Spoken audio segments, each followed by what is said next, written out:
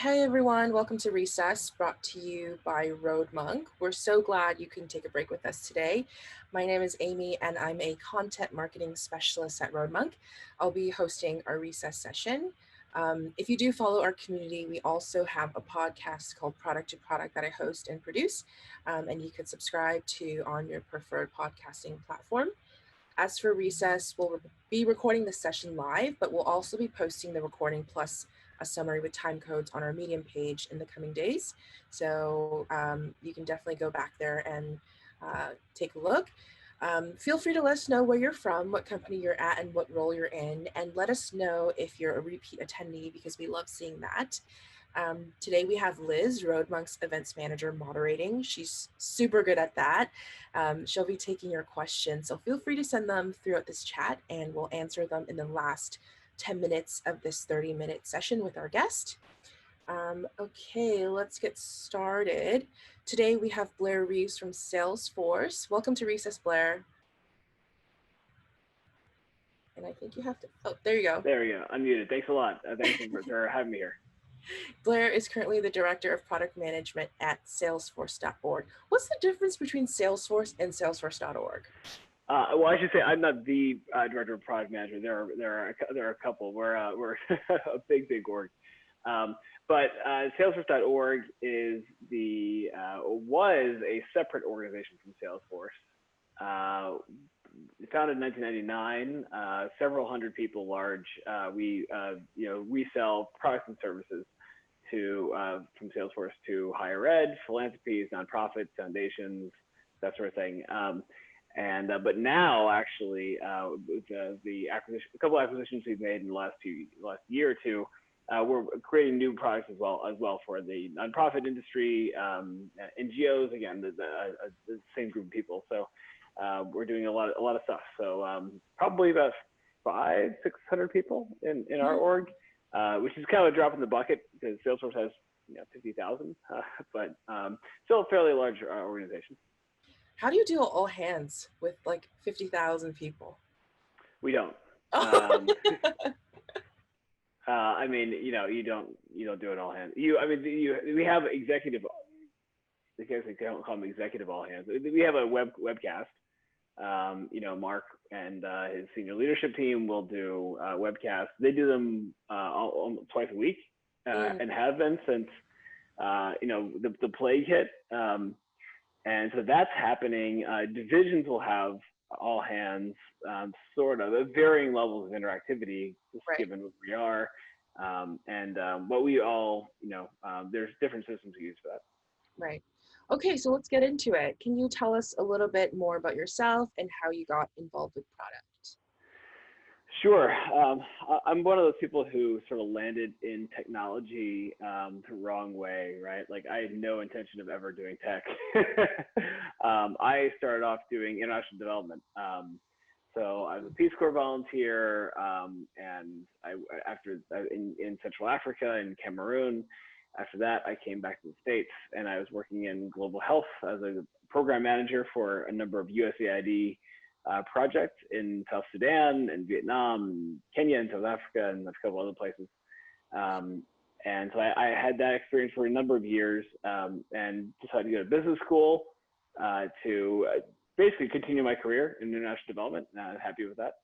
I had fun in business school, I guess. I went to Duke, and that was lots of fun. I still prefer. I went to the University of Virginia, and that's where my loyalty still lies. So I don't root for Duke.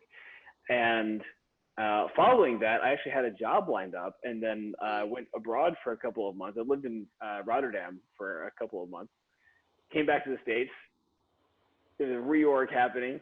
And my job sort of like vanished for a little bit, and I was told, like, sit tight, this reorg is done, we'll get you back in or whatever.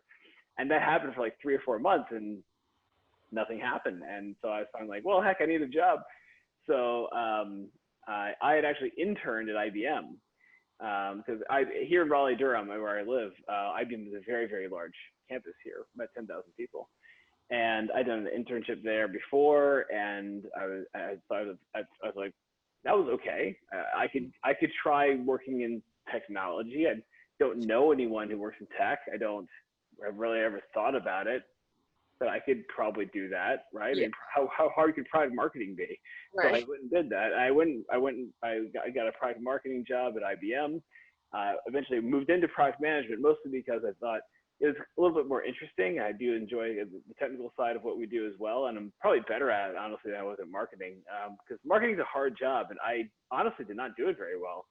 Or I don't think I do it quite as well. I'm better at product. And from then, I moved on from IBM to Demandware to SAS, which is also a big Raleigh area company.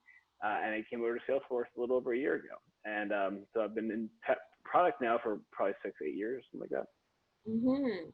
So can you give us a high-level overview of Salesforce and how your role fits into the organization? A high-level view of Salesforce is It's like if you're telling somebody at like Thanksgiving dinner, I'm at Salesforce, this is what I do. Yeah, it's funny actually. So my dad is 75, and he has no idea what Salesforce is. So they thought I joined like a startup somewhere, and so my dad, Google Salesforce, and he lands on their website and signs up. Like the little like bubble pops up, like, can I help you? Like Yeah. he signs up for something. He signs up for like a webinar on like Salesforce, and Salesforce does a really, really good job of telling its own story and explaining products at like a 36,000-foot level and whatever. And he went to some like webinar on this, and then a lead development rep follows up with him later on and is like, yo, are you interested in Salesforce services? And my dad's like, actually, no, I'm, gosh, so you guys make money on the internet, like that sort of thing. And she talked to them for like an hour about like what Salesforce does, and like she's very, very nice. Yeah, she's very nice to them and whatever. So so we sell CRM, we sell software, and where we fit into this, the empire of Salesforce is, again, we're building kind of fundraising management tools in .org, mostly aimed at nonprofits and, again, the philanthropies, foundations, higher ed, whatever. From many of them, there is a very large, I shouldn't say very large, there's a large software industry based around these tools, but we think we can do it better. We have better resources, we have better software, and we have the advantage of the Salesforce platform, which everyone is on anyway, to really expand that story. So we think we have a real advantage there, and so we're going down that path. Right. Changing the topic a little bit, you co-wrote the book called Building Products for the Enterprise. Product management in enterprise software. Wow. Keywords, SEO, you got it. Yeah. Well, because you saw a gap for knowledge there. Tell me about this. Yeah. So my friend Ben Gaines, he's a group product manager at Adobe, a great guy. He and I were on opposing products for years. We were competitors, but we became friends anyway. And he's a super great guy, and they have a great product. And we talked for years about how, like, a lot of what you hear about product management as it's spoken about, like, especially in tech circles, like it's very, very consumer focused.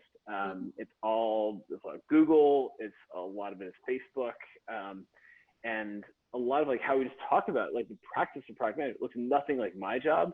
It didn't look like anything like his job, and we kind of had to brainstorm like why didn't this like what are the actual differences here? And we finally came up with a summary and figured, well, we'll like write a book about it. And O'Reilly was interested, and so they published it, which is kind of interesting.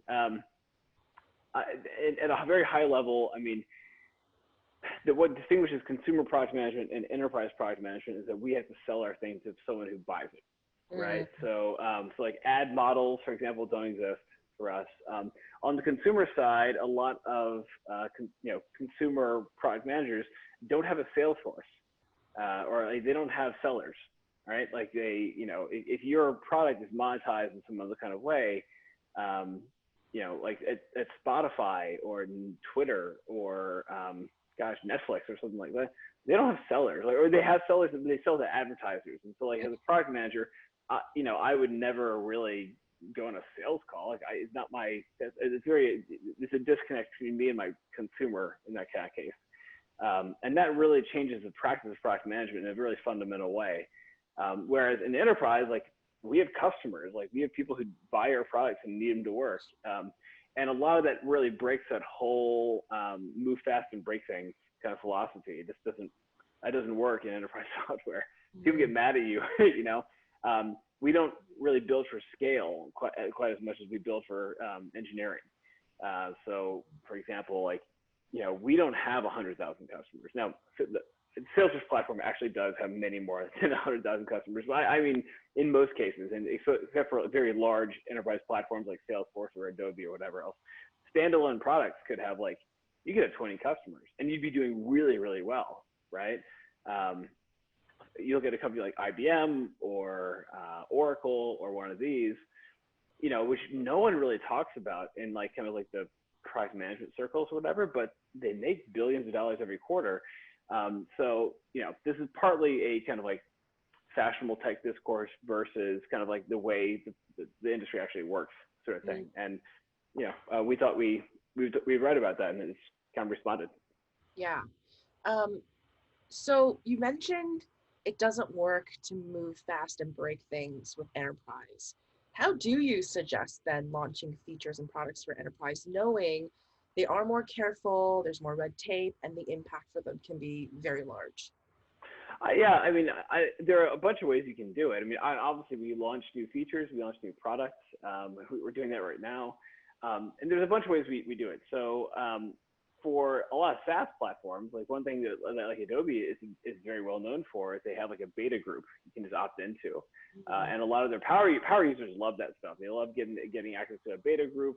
You know, maybe it's a new tenant or maybe it's just a new area of the product where they can sort of, you know, test drive new features. They give you, you know, give you immediate feedback and that sort of thing. Another is you do like, you know, pilot groups, beta groups. A lot of people like doing those approaches because they're very easy to set up, and you can kind of get a very explicit opt into them. You know, it's really more about like you can't spring surprises on enterprise customers, because if I'm paying you like $25,000 a month for, you know, my you know, organization's you know, tenant or environment, I can't mess around with your workflows, you know, especially like business critical, mission critical applications that people spend much or all of their day in. You know, you start messing around with like buttons and workflows and stuff like that. You'll hear about it really, really fast. You know, part of what a large enterprise pays you for in your software is to not change, or is not change without telegraphing a lot of, you know, a long way in advance. So, you know, a quarter or more.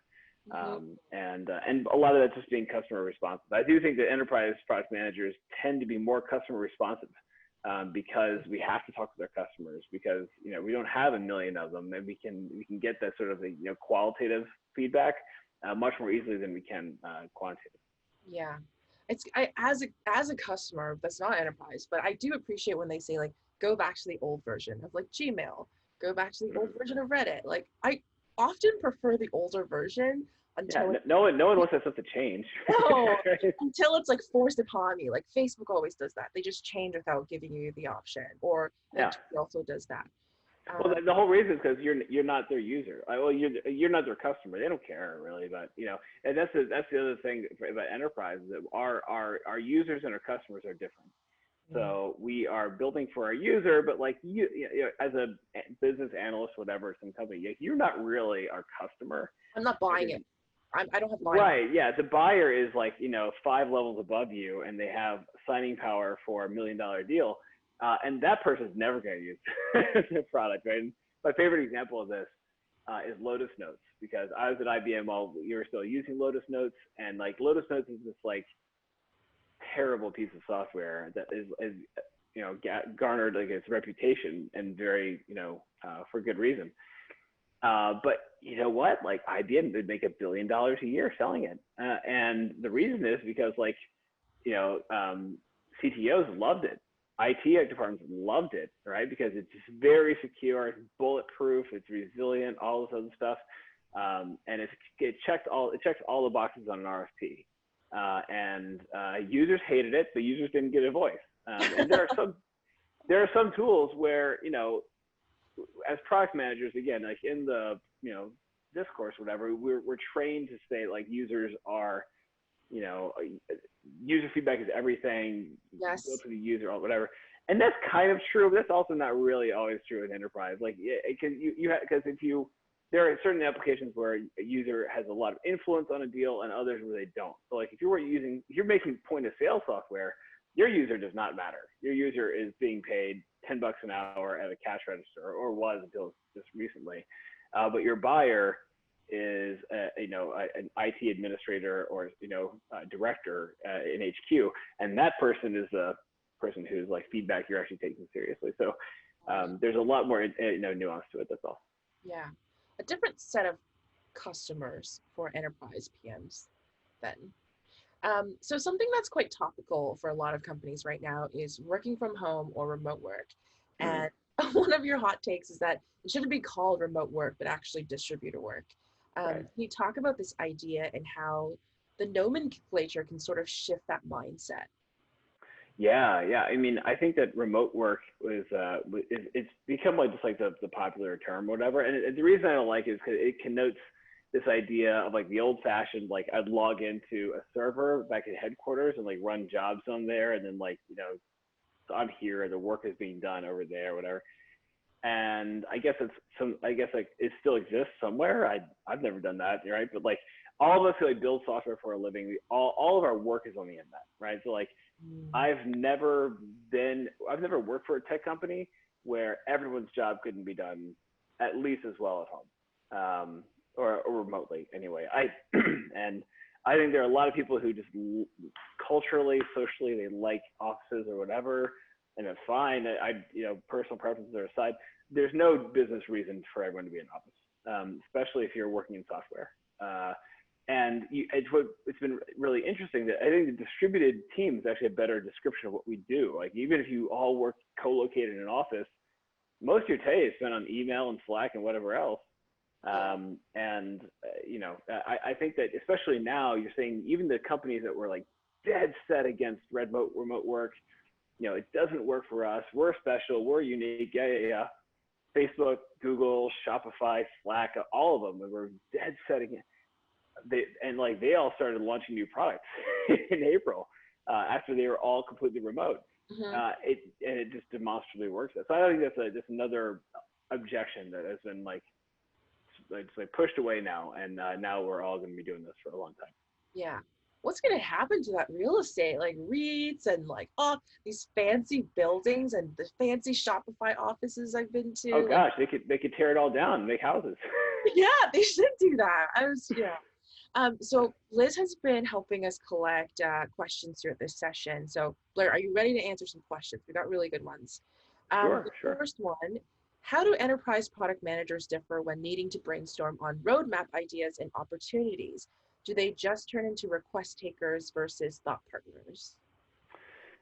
There's a little bit of intelligent design involved in this, right? One of the big jokes in product management circles is you set up like a feedback list and you let users tell you what to do and say I'll get to that, that can be useful. I mean, the problem is that users do not care about your business case, right? It's not their place or not their responsibility to make you profitable. So user suggestions can be useful sometimes, but if you are an enterprise software product where the user doesn't have a lot of influence on the buying decision, right?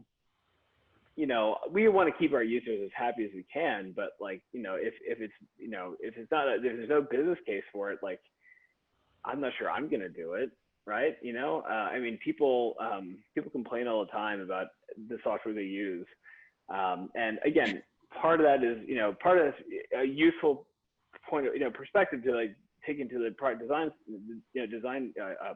cycle. But for me, when we're doing road mapping and stuff, there's a lot more that goes into it. There's kind of what is selling, what do customers need? They're buying our software to perform a job, and what is that job to be done, and how do we help them better perform that job and achieve their business objectives? And that doesn't always line up with what a user wants, right? And I don't mean to be dismissive. We obviously want to keep that user as happy as we can, but it's a lot bigger than request taking or whatever. If you get to the point where you're request taking from your users, your product is done. So. So, I mean, this question is kind of similar. It says, do you build more for the buyer or for the user in enterprise SaaS? I think it really depends on what area you're in. I mean, there are certainly areas where users have a big influence on the buying criterion. Some marketing platforms are like this. Some engineering platforms are like this, where you have very specialized users using a particular software, and they basically tell the higher ups, so we need this particular software or this one, right? And that sort of thing. And in those kinds of cases, those users are very, very powerful. In other cases, like web analytics, the user has almost no power anymore because it's been such a commodified piece of software in-house that like you're selling as a part of a much larger deal usually, and you're not really even pricing that very, very highly. When you price a deal in enterprise software around that particular product, and that is part of a larger deal, that often gives the user a little bit more power in that kind of case. So it really just depends on what area of software you're in. But you have to, I mean, it's rare that you can just ignore the user. Yeah. But usually, I mean, the buyer is always going to be the person with signing power. So at the end of the day, they're the one who's probably going to come on top. I can't imagine the buyer, whatever level he or she is at, just to completely ignore their users. Like, wouldn't they go through an audit and be like, this is what we need, this is the number of seats we need for this software? Or do they just look money? Like, do they just look unless that buyer's pretty sure what they need, right? Like, again, like Lotus Notes, right? Like, if I'm a CTO, I don't give a damn. They don't want to use Gmail, right? You're using Lotus Notes because then it's an auditing thing. Like, I get fired if we get hacked, right? As a CTO, and you're using like a distributed database product like Lotus Notes. You're probably not. You're much safer than you are. It gives me much more control centrally and whatever else. So again, it just depends on the area you're in. Yeah. There was a PM that told me there's a university in Ontario that for the next season, when they build like the walkway in the winter, they look at where the students walk in the snow to know that this is the actual path that they want to take versus just building rogue and then be like, you have to take this path. Yeah. I mean, the user in that case has choice, right? Which is a key distinction. The next question, how do you acquire customer feedback and include it in the product development lifecycle? Do you find all feedback is good feedback? So, well, certainly not. But I mean, well, sometimes customers know what they need, sometimes they don't. There's that old joke of like, if Steve Jobs had asked people for like what they wanted in a phone, they would have like, given you a BlackBerry or something. There's that whole thing.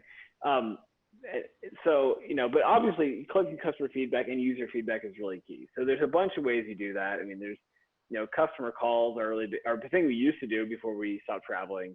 But even now, I mean, there are cool products coming out now. There's like Amplitude, there's Pendo, some people are still using Mixpanel or something like that. There's all kinds of like in-product analytics that people can use that are super cool, and many fewer product managers in enterprise software use them than you'd think. Mostly because the implementation process, using those products themselves is super easy, but then like instantiating a feedback cycle that you move into your product, your product practice, I guess, is really hard. And I think that product management as is practice in most companies differs wildly from company to company.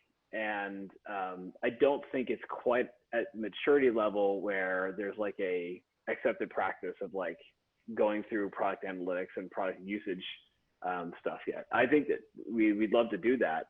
And everyone would probably like to do that, but we haven't gotten to the point yet where that's really been like adopted in a widespread kind of way. And I'm looking forward to when it does. Do you think product management takes a little bit of intuition? Because if there is just a framework to be a PM, then that takes out that intuition portion of it, right? I think a lot of product managers would love to talk about their intuition. I think product management, there's so much of this like, mystification of product management that like, right. You have to have this like sense for it or whatever. I think it's all garbage. Okay. I mean, I think anyone can do product management. It's 99% of the job is very mechanical. Well, I know it's mechanical, but it's very like procedural, right? Like, you are creating, product artifacts. You are tracking a product development process around that. You're managing relationships. You're documenting stuff. 99% of it is that sort of stuff. I don't think I would very much de-emphasize like whole like intuition stuff. So I think that's usually code for like people sort of elevating product managers, and like product managers at your best day are usually offering less value than like a member of the engineering team.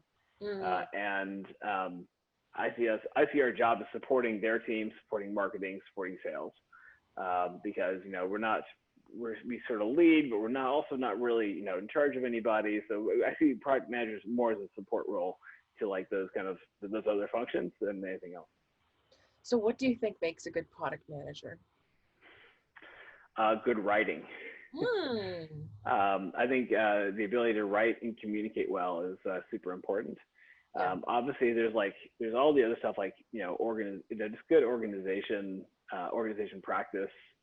But so much of product management is just communication. I don't think that you need you don't need technical credentials or anything like that. There's some people who say you should have them, and I think that's also nonsense.